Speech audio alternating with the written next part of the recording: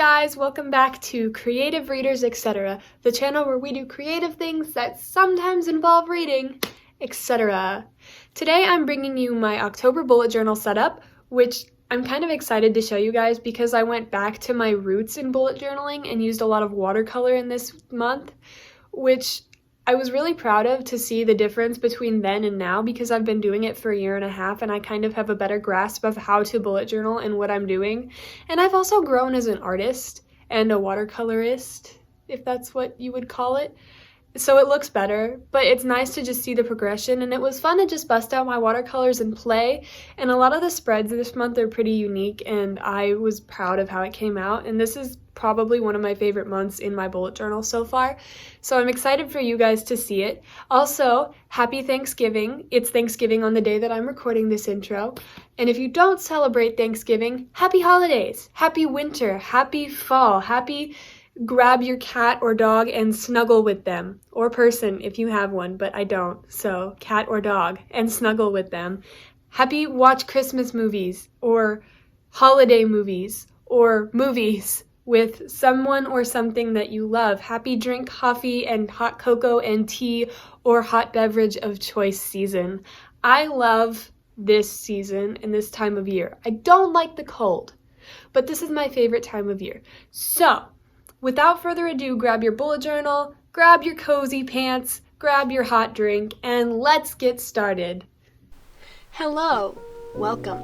So, when I began creating my bullet journal for October, I really didn't know what direction I wanted to take the theme.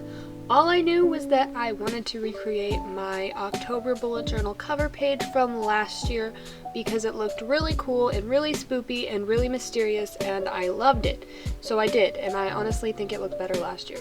But that's beside the point. It still came out good this year, and I realized that the moon is actually pretty cool and still Halloween kind of esque without actually being just pure Halloween. So we ended up with a moon theme.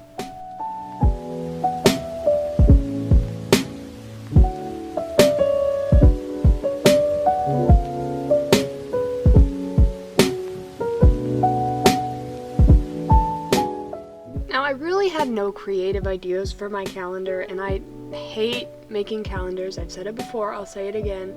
So I tried to do kind of like a spooky night foresty thing with like a full moon, and like as you can see, I was like doing a ring of trees, like you were looking up through the trees, if you get what I mean. If you don't, that's a you problem.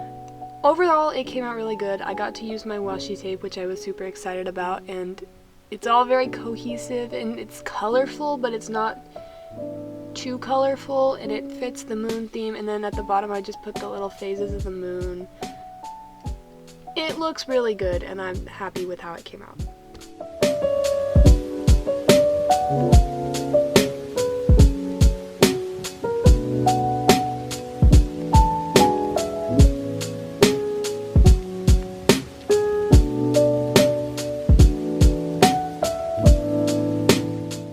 Yes, I'm aware I started with my mood tracker over my habit tracker, but I had a really good idea for it and I wanted to do it before it got away, which was this cute like moon hanging thing, and I used my watercolors and it just looks really pretty, and I think this might be my new favorite spread that I've ever done.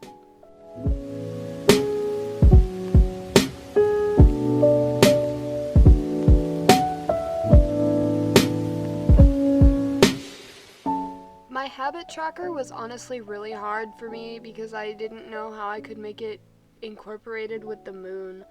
So I just kind of put some decorative moons and constellations and stuff and added those weird little macrame looking things.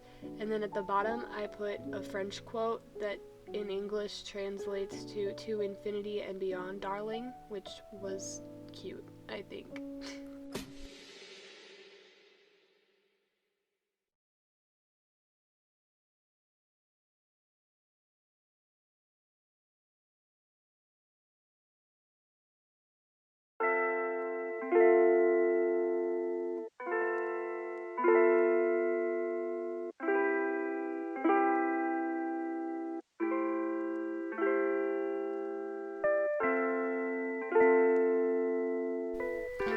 For my homework tracker, I basically drew a full, not a full moon, like a waning moon, I think it's called. I don't remember. This is 8th grade science, and I'm tired.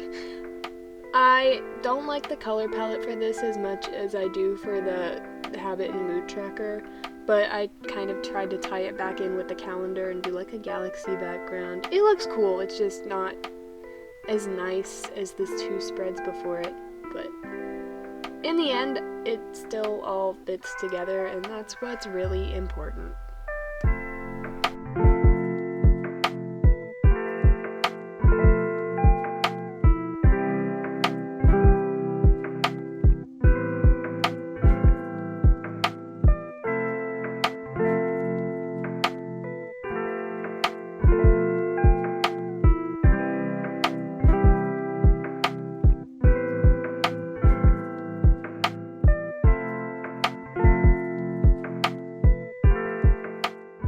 Okay, I was lying when I said that my mood tracker was one of my favorite spreads. This quote page right here is also one of my favorite spreads. I wanted to do like a landscape kind of thing, and it was like a lake with the moon reflecting in it with a mysterious forest, and the quote just says, "Fly me to the moon and let me play among the stars," which ironically enough is the song that was just playing. Ha! But it came out so good, and I'm so proud of it. It doesn't translate as well on camera, but oh well. For my stats page, I kind of also still had no ideas, so I just went back to the moon theme, and I kind of went back to the color palette from the habit and mood tracker, but I also kind of made it a little darker and veered off a little. Not my favorite page, but it worked, and it was moon themed, I guess. I don't know. So I had a really cool idea for my social media tracker, and yes, I do fast forward through a majority of the painting because it's really boring, and y'all don't probably want to see that. But I wanted to make it like the phases of the moon would represent how much we grew for each week, and I think it came out looking definitely really symmetrical, which was very pleasing to me. And very functional, surprisingly. I didn't think it would work as well as it did, but I was surprised pleasantly. That's the phrase. And then these are just my weekdays. They're all kind of different, matching up with different pages in my month, and yes, I did use my washi tape. I'm so proud of myself.